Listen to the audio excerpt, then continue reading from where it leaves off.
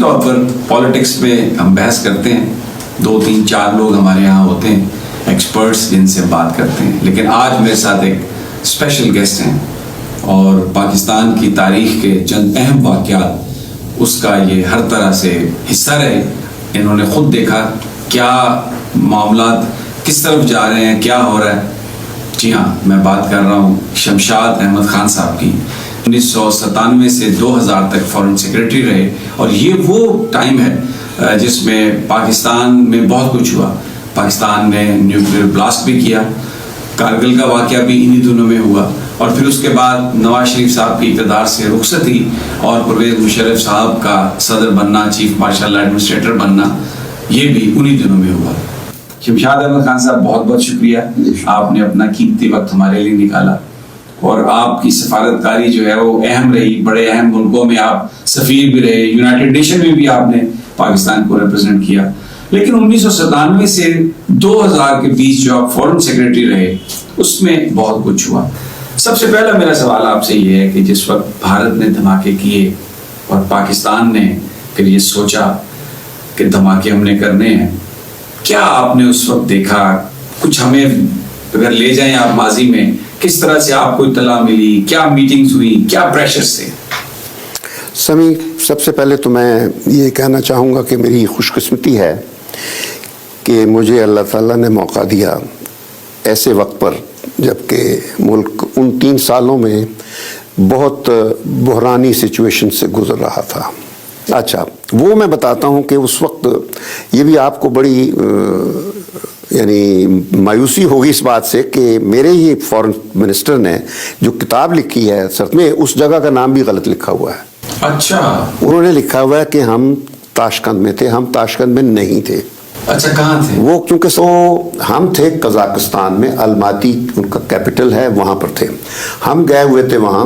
یہ 11 مئی کی بات میں بتا رہا ہوں، 11 مئی 1998، اور اکنامک کوآپریشن آرگنائزیشن تھی، اس کا ایک اجلاس ہو رہا تھا سمٹ کا، تو وہ اٹینڈ کرنے گئے تھے. تو ہوا بھی یہ کہ دوپہر کو لنچ کے بعد ہم صبح میٹنگ تھی، اس کے بعد لنچ ہوئے. لنچ کے بعد ہم واپس آئے، نواز شریف اپنے کمرے میں چلے گئے، میں نے چھوڑ کے تو میں اپنے کمرے میں گیا. اور یہ بھی ایک غلط ایک کہانی بنائی ہوئی ہے کہ وہ پہاڑوں پر گئے ہوئے تھے، ان کو وہاں پر پتہ چلا. یہ سب افسانے ہیں جو آپ کو دوسرے بناتے ہیں، وہ بالکل یہ تاثر دیتے ہیں کہ وہ حقیقت ہے. حقیقت وہ نہیں تھی. میں آپ کو آج جو بتا رہا ہوں یہ دراصل یہ حقیقت میں بتا رہا ہوں کہ میں کمرے میں گیا تو مجھے میرے سٹاف آفیسر کا اسلام آباد سے فون آتا ہے، اور وہ سٹاف افسر کا نام بھی میں بتا دیتا ہوں، سلمان بشیر تھے. اس وقت وہ ڈی جی یو این کے تھے، مگر میرا اس یو این کے حوالے سے he was the focal point. انہوں نے مجھے فون کر کے بتایا کہ سر انڈیا نے یہ دھماکے کر دیے ہیں. 2 غالباً کیے تھے یا 3 کیے تھے، 2 بعد میں کیے تھے. یہ تھا انہوں نے ایک دفعہ 3 کیے، پھر 2 کیے، یا 2 کیے 3 کیے، تو کیے ہیں. تو بس یہ انفارم کیا. تو میں نے اسی وقت پھر میں پرائم منسٹر کے کمرے میں گیا، اور بیفور ہی وینٹ ٹو سلیپ، دوپہر کے وقت ہو سکتا تو میں نے کہا کہ جی یہ آ گئی ہے بہت ایمرجنسی والی خبر، تو یہ ہو گیا ہے. تو ان کا پہلا سوال تھا کہ یہ ان کا سوال ہمیشہ جب میں کوئی چیز بھی لے کے جا کہ شمشاد صاحب پھر ہن کی کرنا ہے. تو وہ بڑا سمپل سی بات ہے، بہت اچھا سوال ہوتا ہے، کیونکہ ان کو فوری اپنا وہ کرنے کے لیے، سوچنے کے لیے آپشنز کی ضرورت ہوتی ہے. تو میں نے بتایا، میں کہ جی آپ مجھے اجازت دے دیجئے، میں اسلام آباد فون کروں گا اور متعلقہ حکام سے اور تیاری شروع کروائیں گے. کہتے کس بات کی؟ میں نے کہا جو آپ کو بھی پتہ ہے کہ ہمیں اس کا جواب دینا ہے. اور کہنے لگے اچھا. اور دوسرا میں نے کہا کہ یہاں پہ آپ کے ساتھ منسٹرز ہیں، وہ باہر بات کرنے کے بہت شوقین ہیں، تو اس میری آپ سے بات ہو، اس کے بعد کسی اور منسٹر کو کہہ دیجئے وہ میڈیا سے بات نہ کرے، کیونکہ سفارتکاری ہوتی ہی کانفیڈینشیلٹی میں ہوتی ہے. تو خیر وہ پورا طے کر کے، اور یہ دوسرا یہ تھا کہ ابھی ہم نے 2 دن اور رہنا تھا وہاں. میں نے کہا جی ہم صبح ہی واپس جائیں گے تاکہ ہم جو اپنا ایک کانسٹیٹیوشنل اور طریقہ ہوتا ہے وہ فالو کریں. یعنی ڈیفنس کمیٹی کی میٹنگ بلائیں گے، اس میں لے کے جائیں گے، کیبنٹ میں جائیں گے. تو یہ پورا میں نے بتا دیا. اور دوسرا میں آپ کے ٹیلی فون یہاں ابھی فی الحال بند کروا رہا ہوں تاکہ کوئی, مجھے ڈر تھا کہ کوئی باہر سے کوئی طاقت کی طرف سے آپ کو فون آ سکتا ہے, آپ کو ابھی کوئی آپ کی آپشنز محدود کرنے کے لیے. یہ میں نے پورا ان کو سائیکولوجیکلی تیار کر دیا تھا. اور اس کے بعد پھر اگلی صبح ہم وہاں سے نکلے اور وہ بالکل اسی طرح ہوا. صرف میں نے, انٹرنیشنل میڈیا بہت اکٹھا ہو گیا تھا کہ وہ ہوٹل تھا, میریٹ تھا یا پتہ نہیں کیا, باہر کئی ہوٹل 5 اسٹار جو ہوتا ہے نیا نیا بنا تھا, ترکوں نے بنایا تھا.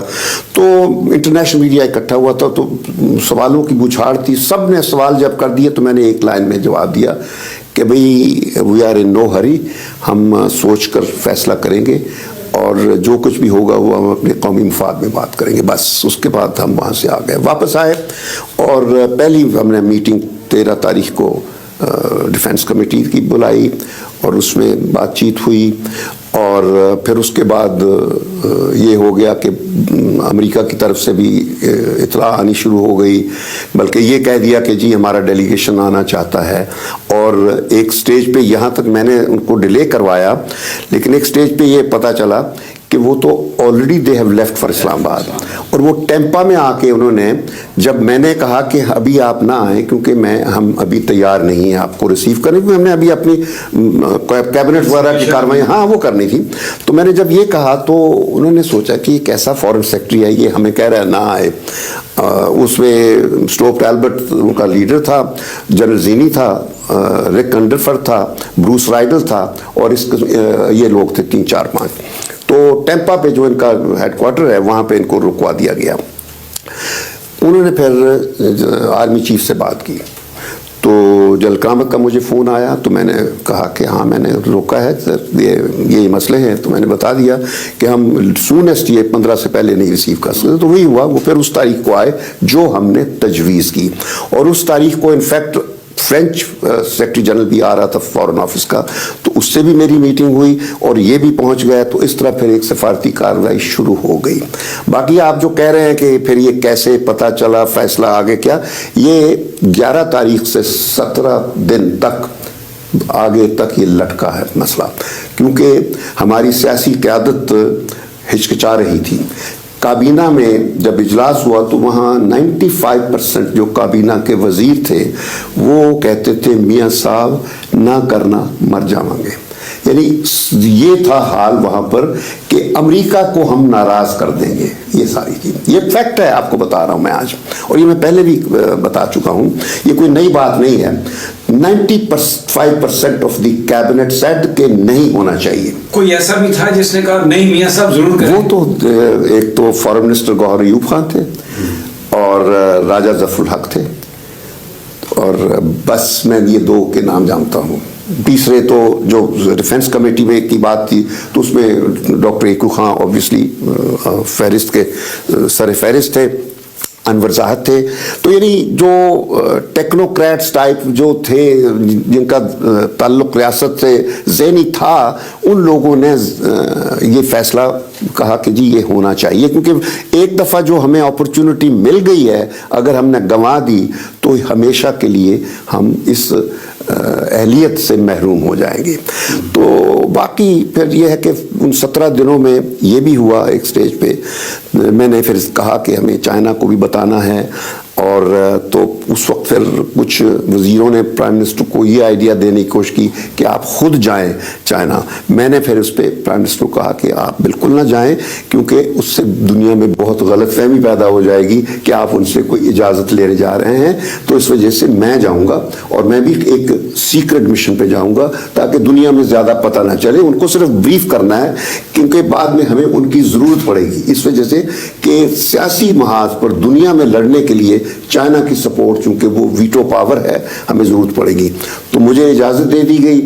اور مزے کی بات یہ ہے کہ جب میں جہاز پر بیٹھتا ہوں اس اپنے سیکرٹ مشن پر, جو ہی میں جہاز کے اندر قدم رکھتا ہوں تو ایک جرنلسٹ باقاعدہ نوٹ بک لیے کھڑا تھا کہ شاہ صاحب آپ پھر کیا ڈسکس کرنے جا رہے ہیں. تو مجھے بڑا مایوسی ہوئی کہ یہ تو it was suppose to be secret.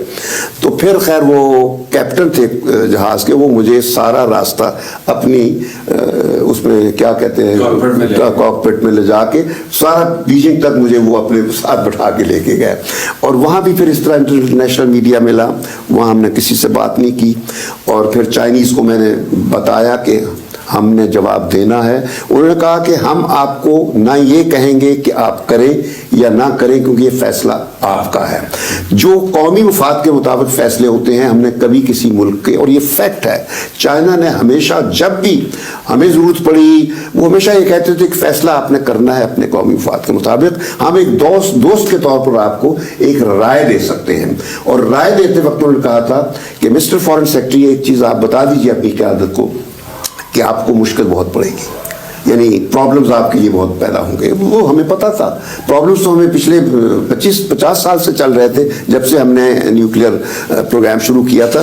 تو خیر وہ پھر ان کو بریف کرنا تھا کہ ہم کرنے جا رہے ہیں, اور انہوں نے پھر ہمارا ساتھ دیا نیوکلیئر ٹیسٹ کے بعد ہر سطح پر. تو میں اب پہلے سوال کا جواب یہاں چھوڑ دیتا ہوں. ایک آپ نے بڑا یہ زبردست بتایا کہ وہاں پر کچھ لوگوں کی اکثریت کی یہ رائے تھی کہ نہیں ہونا چاہیے. ان 17 دنوں میں ابھی جب تک دھماکہ نہیں ہوا, کوئی ایسی سٹیج بھی آئی جس وقت آپ کو ایسا لگا کہ ہو سکتا ہے یہ جو سوچ ہے یہ پریویل کر جائے اور ہم دھماکہ نہ کر سکیں؟ نہیں, کیونکہ میں پرائم منسٹر جو تھے وہ دلی طور پر, ذہنی طور پر پوری طرح تیار تھے, کیونکہ میرا ان سے اس بارے میں بات ہوتی رہتی تھی. یہ اور بات تھی کہ وہ ریلیکٹنٹ بہت تھے, کیونکہ وہ امریکہ کو ناراض نہیں کرنا چاہتے تھے, کلنٹن سے بہت خائف تھے.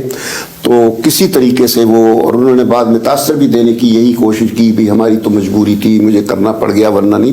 تو ٹھیک ہے, کلنٹن نے بعد میں کہا, انفیکٹ دسمبر میں جب ہم گئے تو اس نے یہی کہا کہ مجھے پتا ہے کہ اگر میں بھی آپ کی جگہ ہوتا تو میں شاید یہی کرتا. یعنی ان کو ہماری مجبوری کا احساس تھا. تو پرائم منسٹر تاریخ میں یہ کہوں گا کہ اس فیصلے کا کریڈٹ نواز شریف کو دینا ہوگا, کیونکہ وہ اس وقت قیادت ان کے پاس تھی.